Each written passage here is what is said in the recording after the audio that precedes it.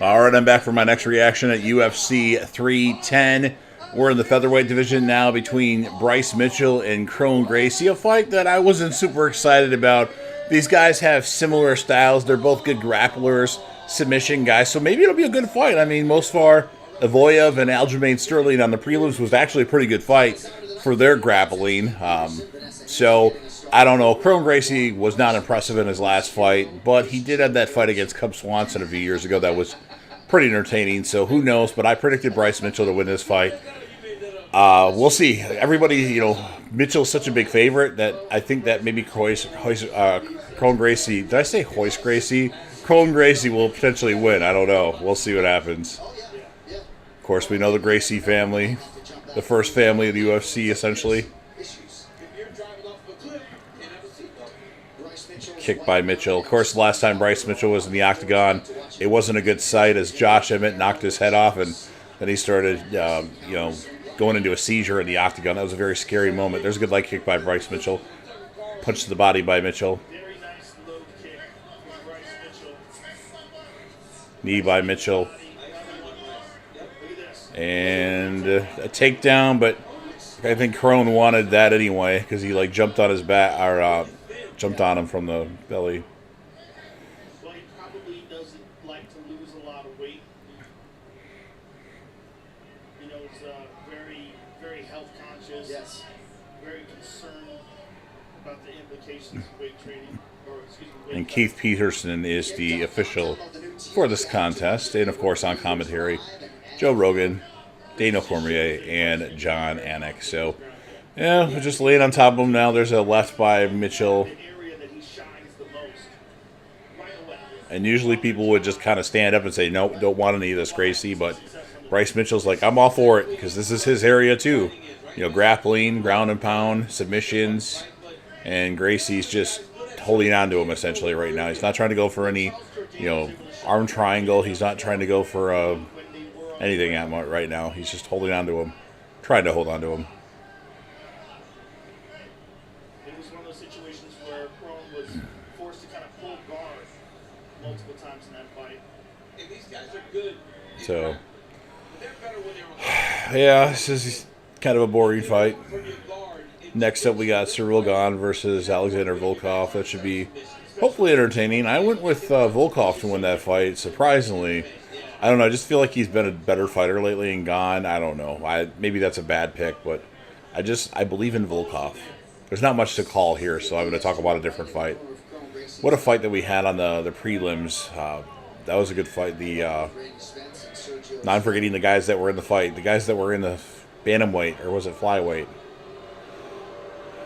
Yeah, they're booing this fight now.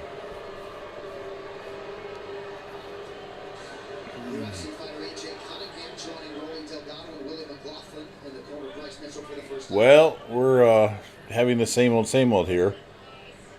Not much going on. Mitchell hasn't really landed anything. I'm talking about Cody Durden and Joshua Van. I couldn't remember the name of the guys that were in the fight. Van looked really good. I don't think I'd seen him fight before. So he's going to be on my radar now for sure. As I don't watch every single fight. I watched a few of the prelims, though. I watched that fight. I watched almost all of Aljamain Sterling versus Evelev, aside from the first 30 to 40 seconds of the fight. And then I watched Weidman versus Eric Anders, which I was very disappointed.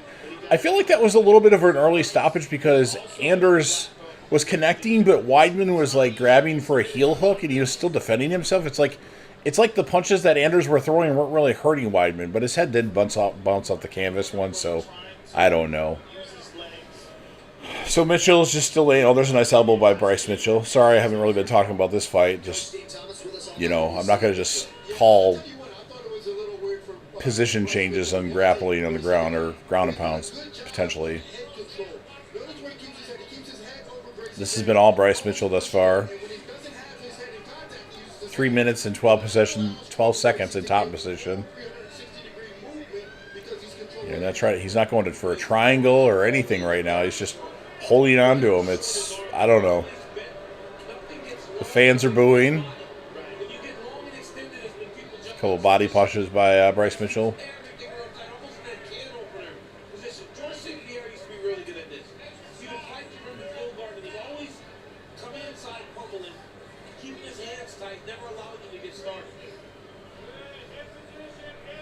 Keith Peterson's just standing there. I think Keith Peterson might fall asleep standing there. It's not much to look at here. Luckily, there's only 26 seconds left, at least in this round. But I'm sure we'll get more of the same in the next round. Oh, he might get an arm triangle. No. He had the arm locked, and he didn't even try to go for the arm triangle. I don't know. I don't know about Kron Gracie. He's just resorted to holding on to him.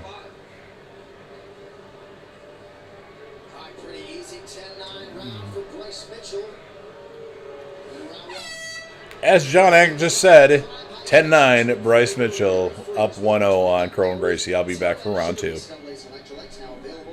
All right, I'm back for round 2 between Kron Gracie and Bryce Mitchell. The first round was all Bryce Mitchell. 10-9, not a lot of action to call there, though. There's a nice left by Kron Gracie.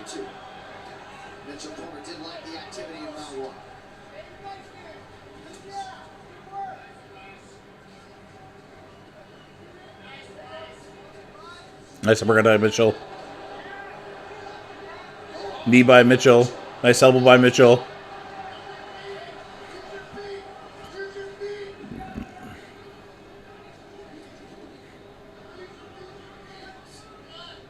Oh. Jumps on him and then he gets taken down. I don't know why he would do that, because he's not really doing anything from his back. He wasn't trying to go for any triangles. You know, he just laid there and held onto him, basically, or tried to held onto him.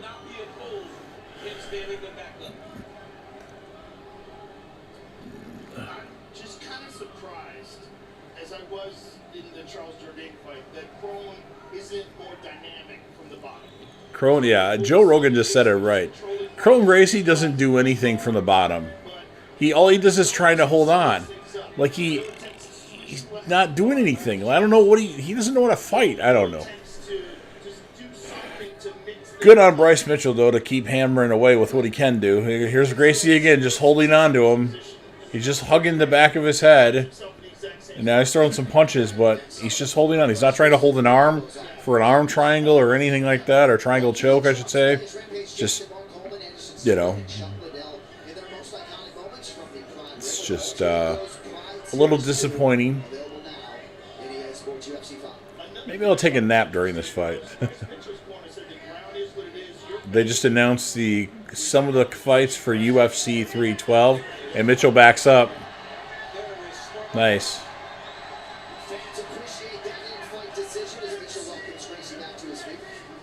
Knee by Mitchell. Knee to the body, and there we go again. Holds on to him and then falls to his back. What? Yeah, jumping to the guard. It's just ridiculous. Oh, now he's grabbing the fence.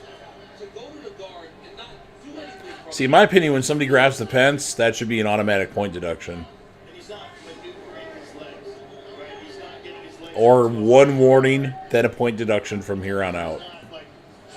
I guess. That'll stop that stuff. Yeah, Gracie's just not that great. Uh-oh, now he's going for an arm bar. And some hammer fists, the head. This is dangerous. Look how he's curling his toes. Like with his arm bar, his guard is very tight. When he gets into a situation like this, it's very different than other people. Right? He's got world championship caliber Brazilian Jiu-Jitsu black belt. This is what you want to see from Kron Gracie. If he's going to pull guard, he's got to be going to submission. Right now, he's got Bryce Mitchell. Nope. Well, he's going to switch to a triangle. He's going to switch to a triangle. But he's got to turn his body towards his right. Way too off to the side to try. He might be able to do it. He's going to keep rotating. He's going to keep rotating, and he's going to pull down on his left leg and grab a hold. Well, Gracie's doing better now. I'll say that. But, you know, guys that want to pull guard in fights are just, you know, they're not the most exciting fighters. What can I say? I know it's mixed martial arts, but it's more like, okay, when's the next fight? It's just a matter of the length of the legs. He's got kind of short legs, but he's rotating. See, he's changing it again. He's going to take his back. But Gracie does have short legs. He's in a bad spot with a very dangerous guy. Bryce keeps that 2-on-1, though. He'll be finding himself pretty safe. As long as he keeps that 2-on-1 pushed away. Well, he's eliminating his left arm. in the round, he's in a much better position now. Yeah. Because Kron doesn't have his back really anymore. He's more on the bottom. Well, yeah, okay. So Bryce has successfully rotated to a position where he's on top again. Kron does have one arm, one leg across the shoulder. Okay, now it's better. Now it's dangerous. Uh-oh. Armbar. Uh-oh. Uh-oh. 16 seconds left. He's grabbing the fence with his toe. And Mitchell gets out of it. And hammering away by Bryce Mitchell. Stop the fight, Keith Peterson, so we don't have to put up with this anymore. 3, 2, 1. Ah. Keith Peterson didn't stop the fight. Damn it, I thought he might. All right, well, I'll be obviously, Kron Gracie might have won that round. I don't know. I don't know what to call that. Anyway, I'll be back for round 3. All right, I'm back for round 3 between Kron Gracie and Bryce Mitchell. I'm going to give round 2 to Bryce Mitchell, even though the Kron had some good moments. So it's 2-0. Kron needs a finish. Oh, Bryce just fell down. I think he slipped or something like that.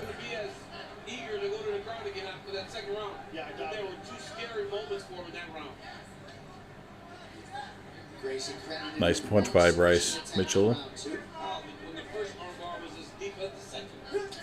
Nice body punch by Bryce Mitchell.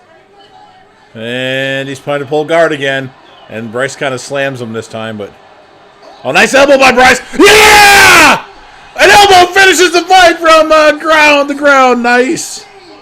Good finish by Bryce. He knocked him out, I think. I think he's out. Oh, I guess he's still awake.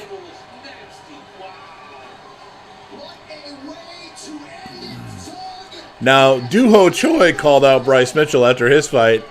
I wouldn't mind that fight. Kron Gracie needs to hang up the gloves because he's just not good for mixed martial arts. Go into some grappling tournament or something like that. Anyway, I'll be back for the official decision. All right, Bruce Buffer's in the octagon for the official decision. Bryce Mitchell, and not the most exciting fight, but hey, at least it was a finish. That's what's the most important thing.